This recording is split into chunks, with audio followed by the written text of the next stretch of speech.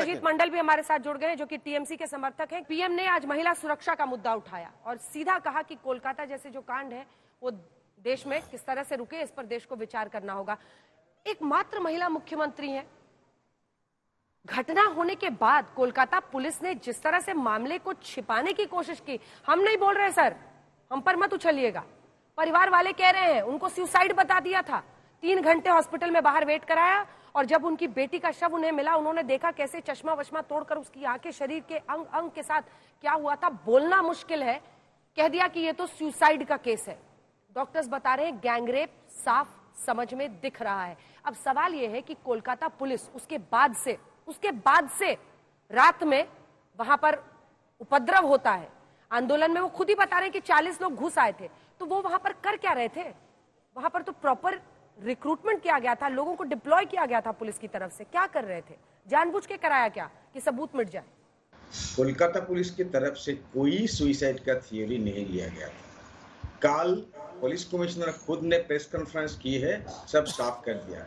Kolkata police को सिर्फ 26 से 36 घंटा तक मिले थे इंक्वायरी करने के लिए। कोलकाता पुलिस को डिफेंड मत कीजिए क्योंकि आप फंसेंगे इतनी बुरी तरह से। मैं आपको परिवार की बात सुनाऊंगी, अभी मैं आपको ऑनलाइन परिवार की बात सुनाऊंगी।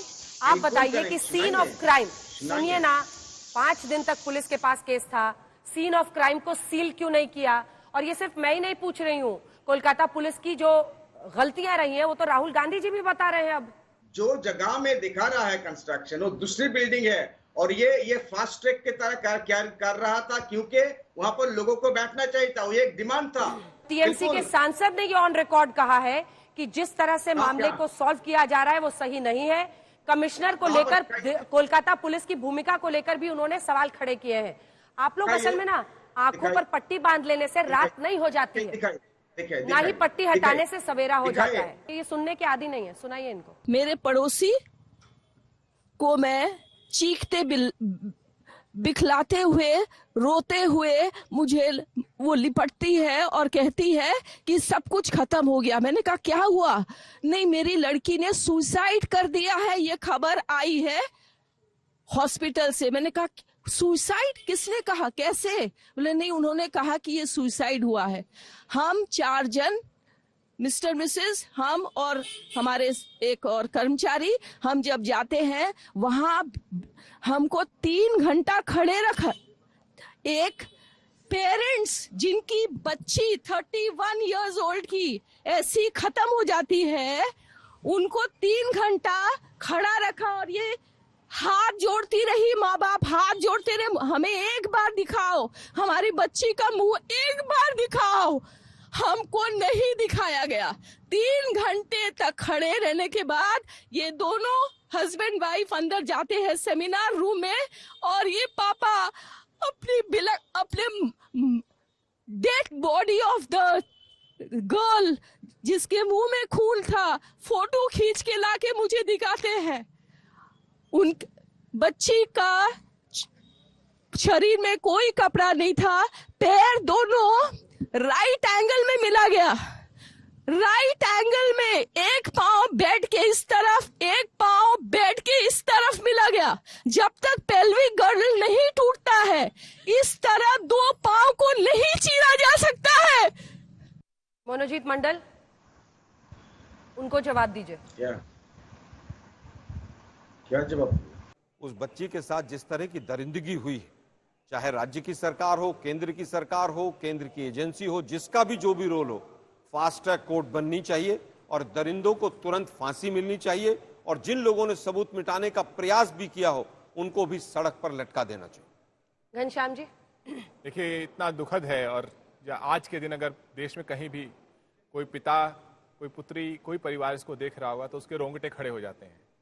इसमें शब्द नहीं है। उस परिवार को अगर प्रधानमंत्री जी से न्याय मिलता है तो प्रधानमंत्री जी को वो कार्य जिम्मेदारी लेनी चाहिए। अगर ममता बनर्जी जी से न्याय मिलता है, लेकिन उस बेटी को न्याय मिलना चाहिए और देश के जितने भी डॉक्टर्स, नर्सेज पूरे देश में काम कर रहे हैं उनके अंदर ये संदेश जाना चाहिए कि आप जो जन सेवा करते हैं उसमें देश आपकी सुरक्षा में खड़ा रहेगा। अगर किसी ने कोई निर्ममता की, अन्याय किया, अत्याचार किया तो देश पूरे आपके साथ उस न्याय की लड़ाई में शामिल होगा और जो भी इस तरह का राक्षस है और राक्षस हैं उनके खिलाफ ठोस कार्रवाई होगी, ऐसी कार्रवाई जो मिसाल बने। अब ऐसे में लेकिन सुधांशु त्रिवेदी जी, सिर्फ कोलकाता की चर्चा कुछ दिनों तक हो जाए, सिर्फ निर्भया कांड की दिल्ली में चर्चा हो जाए, इससे ये बात भी नहीं खत्म होती कि उन्नाव रेप कांड हो, हाथरस रेप कांड हो, या फिर जो हमारे महिला रेसलर्स का आरोप था यूपी में, उस पर आपकी सरकार का जो रवैया रहा, और ये तो आपकी पार्टी के लोग थे, तब भी उनको कितने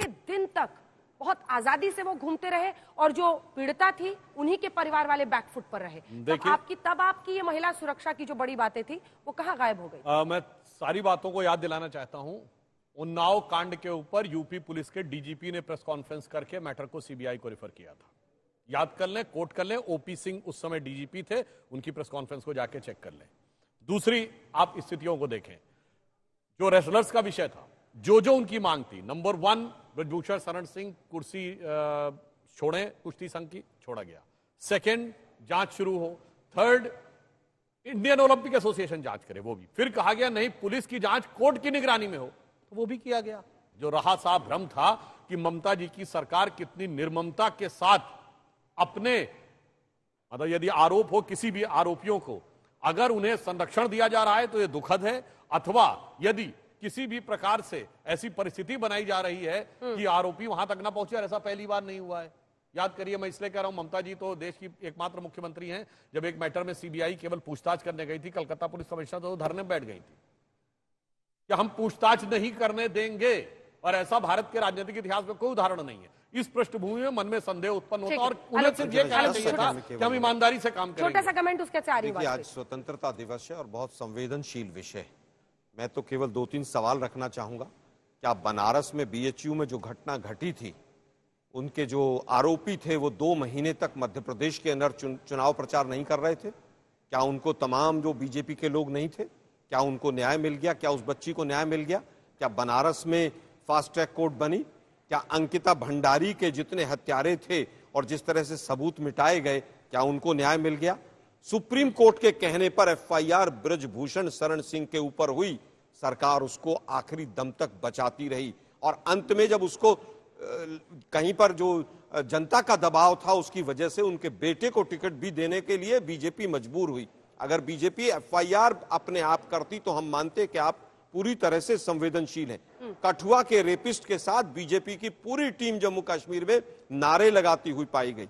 निर्भया फंड का उपयोग जिस तरह से एडवर्टीजमेंट पे हुआ, ये देश सोचे, ये बहुत गंभीर विषय है। आज इसको न मैं राज्यों में बांटूंगा न धर्म में बांटूंगा। अब इनको ये भी याद दिला देना चाहता हूं, कर्नाटक में तो आप ही के सभासद थे जिनकी बेटी की खुलेआम चाकू मार के हत्या कर दी गई थी। अरे आपकी पार्टी के कांग्रेस के सभासद, और वो सीधे कह रहे हैं कि फला ने इसकी हत्या की है। और उसके बाद गृह मंत्री क्या कह रहा है कर्नाटक का? अपनी पार्टी के नेता के लिए कह रहा है कि नहीं ये तो भ्रम फैलाया जा रहा है, ऐसा कुछ नहीं, उनमें आपस में अफेयर था। जनाब, इससे ज्यादा दुखद नहीं होता, क्योंकि आपने तौला वोट के तराजू पे तो अपना नेता और उसकी बेटी की हत्या को भी किनारे डाल दिया। प्रज्वल रवन्ना वाली केस की बात कर रहे हैं? नहीं, मैं आपके स्टेट की बात कर रहे हैं, बात कर रहा हूं जिसकी बेटी को देश के प्रधानमंत्री, आपके गृह मंत्री ने कहा कि नहीं 3,000 रेप और गुस्से में आके उसने ऐसा 3,000 रेप करने वाले व्यक्ति के लिए देश के प्रधानमंत्री वोट मांग रहे थे, और वो सारे रेप और सारे अत्याचार कांग्रेस का सभासद जिस समय पर बीजेपी की सरकार थी वहां पर। प्रज्वल रेवन्ना ने जो कांड किए वो बीजेपी की सरकार के रहते हुए किए। एक नोटिस दिखाइए जो इन्होंने नोटिस नहीं आया तो इसका मतलब मोदी भाई रेपिस्ट अगर घटना हुई, लॉ एंड ऑर्डर किसके हाथ में है? फिर कहूंगा लॉ एंड ऑर्डर किसके हाथ में? वो नोटिस देगा। अगर नोटिस दिया और तुरंत हमारे हाथ में जैसे केस आया वो वापस आगे गिरफ्तार हुए। फिर कहूंगा कि देश कर्नाटक सरकार का दिखाओ ना कि एक सीरियल रेपिस्ट के लिए वोट मांगते हुए कर्नाटक में पकड़े गए थे। कुल मिला के कर्नाटक को उसका जवाब दीजिए, हम छोड़ेंगे नहीं। भंडारी को न्याय कांग्रेस के सभासद की बेटी को चाकू मारकर हत्या की गई। अरे भाई, और कांग्रेस की सरकार, कांग्रेस का गृह मंत्री कहता है कि उनमें आपस में अफेयर था। पहली बात उसे पता कैसे था? क्योंकि चाकू मारने वाला मजबूत मजहब वाला था, वो मजबूत वोट बैंक वाला था। आप हमेशा इसलिए वहां पर घटना को, अपने नेता की बेटी की घटना को आप भी सियासत के तराजू पे हल्की यही है। देश के प्रधानमंत्री भी दंगाइयों को कपड़े से पहचानते हैं, और यहाँ पर सुधांशु भाई भी रेपिस्ट को धर्म और जाति के चश्मे में देख रहे हैं। आपने देखा, इसीलिए न्याय नहीं मिल रहा। आपने देखा, इसलिए कार्रवाई नहीं की। आपने जितने एग्जाम्पल दिए उसमें हिंदू मुस्लिम एंगल था। नहीं, मैंने तो कुछ नहीं अंकिता बोला। भंडारी मैंने तो का कहा नाम मजबूत लेने की वोट आपकी बैंक वाला हिम्मत था। नहीं है। आपने कबूल आप कर एक लिया। बार- इसे कहते हैं चोर की आप दाढ़ी आज में तक पर- तिनका। आप आज इसे तक कहते पर- हैं उड़ता तीर पकड़ लेना। आप आज जैसे तक राहुल पर- गांधी से जात के सवाल अरे भाई, उनका आप नाम नहीं आज लिया गया, तक उन्होंने पर खुद ये पकड़ लिया। कमिट करके मैंने तो कहा जाइए मजबूत वोट बैंक कि था। अगले एक साल में मैंने एक बार अंकिता- मुस्लिम वोट बोला हो तो कोई बोलिए। बात नहीं, आप मैंने नहीं सांसद बोला हैं। ना मुस्लिम वोट। आप सांसद हैं, डबल आप इंजन बोलिए। की सरकार है, आप यहाँ पर आज अरे तक तो पर- आपकी सरकार अरे भाई की सुनिए ना, आप पूछो भाई। सुनना नहीं चाहते, दिक्कत ये आप एक जवाब ही कमिटमेंट नहीं करके दे रहे। जाइए कि अंकिता भंडारी के केस को 1 साल से ज्यादा हो गया, अगले 1 साल में उस दरिंदे को फांसी पर पहुंचा देंगे, आप कमिट करके जाइए। मैंने तो आपकी अपनी सरकार का पूछा, अरे उसका भाई, जवाब आप दो मेरे भाई। ऊपर आरोप लगा रहे हैं। अरे भाई, आपके नेता मैं और कह रहा आपकी हूं, सरकार में अरे आपकी भाई, बेटी आप उसकी क्योंकि बेटी वहां पर सुरक्षित हिंदू नहीं मुस्लिम है। एंगल हम आपको तो दिख कह रहे रहा हैं है। उसपे बिल्कुल आपको हिंदू मुस्लिम कानून एंगल दिख रहा है, सम्मत इसलिए कार्रवाई केवल होगी। आप हिंदू शब्द मुस्लिम उठा बोला ही नहीं। घनश्याम जी, बोले, हाथरस तो जिसमें प्रियंका बहत्तर जी से- भी जा रही थी, आप लोग भी जा रहे थे, ममता जी भी डेलीगेशन भेज रही थी। ऐसा ही एक डेलीगेशन क्या समाजवादी पार्टी और कांग्रेस पार्टी को कोलकाता नहीं भेजना चाहिए? आपने तो परिवार वालों की बात सुनी ना। देखिए, हमारे देश में प्रति वर्ष एनसीआर भी कहता है 4.5 लाख महिलाओं के खिलाफ अपराध होते हैं। 4.5 लाख एक तरह की एक बीमारी है जो राष्ट्रीय स्तर पर दिखाई दे रही है।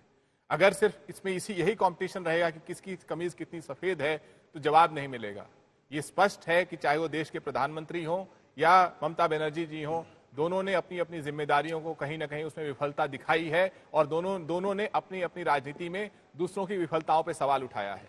लेकिन आज जब देश के प्रधानमंत्री स्वतंत्रता दिवस के दिन कहते हैं कि महिलाओं की सुरक्षा देश के आत्मविश्वास के लिए, देश के विकास के लिए एक बहुत महत्वपूर्ण मुद्दा है, तो सवाल सरकार से पूछा जाएगा और आप विपक्षी दलों से पूछ सकते हैं कि वो कौन से ऐसे प्रयास हैं, वो कौन से ऐसे संकल्प हैं जो ये सुनिश्चित करेंगे कि आने वाले किसी साल में इस तरह के 4.5 लाख मामले नहीं होंगे, जिस तरह की निर्मम हत्या बंगाल में हुई है वो नहीं होगी। देश की संसद में 15 ऐसे सांसद हैं जिन्होंने खुद घोषणा की है कि उन पर महिलाओं के खिलाफ अपराध के मामले दर्ज हैं और हम ऐसी देश की संसद से उम्मीद करते हैं कि मामलों पर सख्ती से कार्रवाई हो। अब इस हिस्से में जल्दी से मैं आपके साथ वाजपेयी जी शुरुआत करना चाहती हूं क्योंकि आप वकील भी हैं। पीएम ने आज भ्रष्टाचार के मुद्दे पर भी घेरा है। अब 240 वाला मैंडेट क्या ये समझा नहीं रहा है कि विपक्ष के नेताओं पर जिस तरह से सरकार हमलावर थी उसको जनता ने बहुत अच्छा नहीं माना? जो आपकी तरफ आ जा रहे थे वो सब धुल जा रहे थे, जो सामने थे वो जेल पहुंच रहे थे।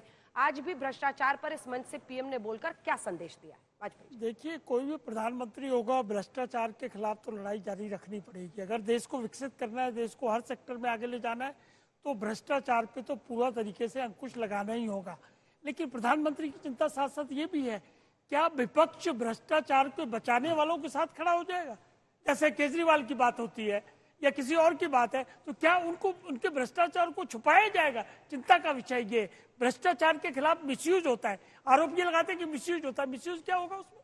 अगर क्राइम किया होगा तो केस चलेगा, उसको सजा होगी। अगर क्राइम नहीं होगा, सबूत नहीं होंगे, तो ना सजा होगी ना कुछ होगा। तो और मनीष हाँ, सिसोदिया- एक बात और, हाँ। एक बात और, अब तो मनीष सिसोदिया भी बाहर आ गए हैं। अरे आप पहले बाहर कहते आने थे से बेल नहीं नहीं मिल सवाल रही, है। बेल सवाल नहीं मिल रही। अगर बेल तो राइट होता है आदमी का, पीएमएलए में एक्सपेक्शन था, इसलिए बेल नहीं मिलती है उसमें। उसमें दलील आपकी order बदलती shift है हो जाता वाजपेयी जी Please, मौके के please, हिसाब please, से। प्लीज देखिए, भ्रष्टाचार को कोई आदमी प्रोटेक्ट नहीं कर सकता है, ये आप सब मान के चलिए। और जो लोग कर रहे हैं वो सर्वथा गलत कर रहे हैं, देश के साथ विश्वासघात कर रहे हैं। सुप्रीम कोर्ट ने अगर बेल दे दी तो आप ये कहोगे भ्रष्टाचार नहीं हुआ? ये कैसे डिसाइड हो जाएगा? बेल मिलना या न मिलना एक अलग इशू है, और भ्रष्टाचार के खिलाफ लड़ाई जारी रखना और सजा दिलवानी ये दूसरा इशू है।